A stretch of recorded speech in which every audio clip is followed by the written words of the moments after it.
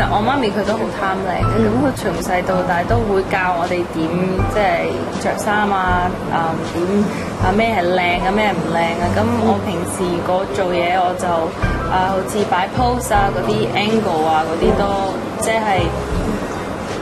係都知道，呢個應該會影出嚟靚啲咁。我自己都中意影相嘅。